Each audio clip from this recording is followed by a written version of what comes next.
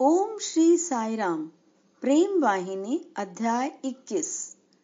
मानवता और धर्म चरित्र में अंतर। मानव या मनुष्य प्रेम से युक्त होते हैं। उनके हृदय ही दया के स्रोत होते हैं। उन्हें सत्य भाषण का गुण प्राप्त होता है। मनुष्य के मन की विशिष्टता शांति होती है। यह मन की आदि प्रवृत्ति होती है।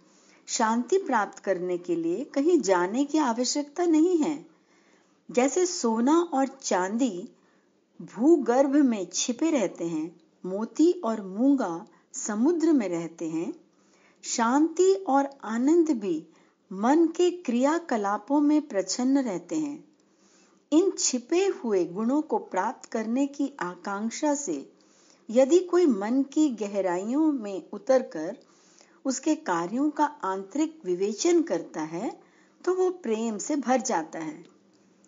जिन्होंने अपने आप को इस प्रकार प्रेम से पूर्ण कर लिया है, वे ही मनुष्य कहे जाने के योग्य हैं। जो प्रेम से रहित हैं, वे दानव हैं, राक्षस हैं और मानवेतर हैं। प्रेम का वह पवित्र गुण कभी व्यक्त और कभी अव्यक्त ऐसा नहीं रहेगा। वो तो सदा अपरिवर्तनशील होकर रहेगा। वो तो एक है, अविभाज्य होता है।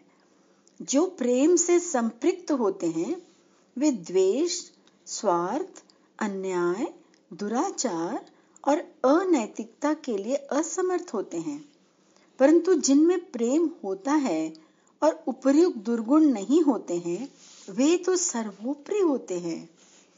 दानव वे होते हैं जो प्रेम को पद्दलित कर शुद्र गुणों को महत्ता प्रदान करते हैं, जबकि मानव वे होते हैं जो शुद्रताओं को सांप समझकर नाश कर देने योग्य मानते हैं और एकमात्र प्रेम को वृद्धि करने योग्य सद्गुण मानते हैं।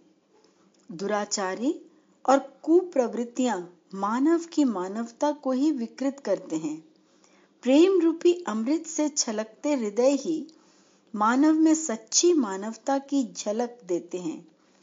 प्रेम से तात्पर्य शुद्ध, अविकृत, निस्वार्थ प्रेम है, जो आगे भी वैसा ही रहता है। मानव और दानव में अंतर केवल मां और दा का है, परंतु मां की ध्वनि कोमल, मृदु और प्रतीकवाद में अमरत्व लिए होती है, जबकि दा की ध्वनि निर्दय, उदंड और दाहक होती है, जिसमें मृदुता न हो और जो अनैतिकता को प्रेरणा देने वाली कुप्रवृत्तियों का दमन करने में असक्षम हो। क्या वो मानव हो सकता है? उनकी दानवीय प्रकृति होती है, यद्यपि आकृति मानव की होती है। क्योंकि आकृति ही प्रधान नहीं होती है, वहां तो चरित्र की प्रधानता देखी जाती है। वे लोग जिनमें दयालुता, न्यायप्रियता न हो और जिनका स्वभाव दानवीय हो, मानवाकृति में होने पर भी मानव कैसे हो सकते हैं? नहीं, उन्हें मानव नहीं कहना चाहिए। अब मेरे प्रवचनों के वाक्य भी तो आकृति के आधार से नहीं संबंधित हैं, वे तो मानव के गुणों पर आधारित हैं। मानवों में अनेक दानव होते हैं, दोनों ही की आकृति में साम्य होता है, परंतु उनके चरित्र की विशेषताओं से उन्हें अलग अलग मानव और दानव के रूप में पहचाना जाया जा सकता है। मानव अपने को दयालुता, न्यायप्रियता, प्रेम और सत्य के कोमल मृदु कार्यों से संयुक्त करता है। वे ही तो उसके आत्म साक्षात्कार की संभावना और अमरत्व के साक्षी होते हैं। उनका सत स्वभाव उनके मुखमंडल से आनंद के रूप में प्रतिभासित होता है, परंतु उस सदाशयता से रहित यदि उसके मुखमंडल पर प्रसन्नता का उन्माद है, तो उससे दानवीय विनाशक ज्वाला की किरणें फूट रही हैं। उनमें आनंद की सुषमा नहीं है। जय साई राम।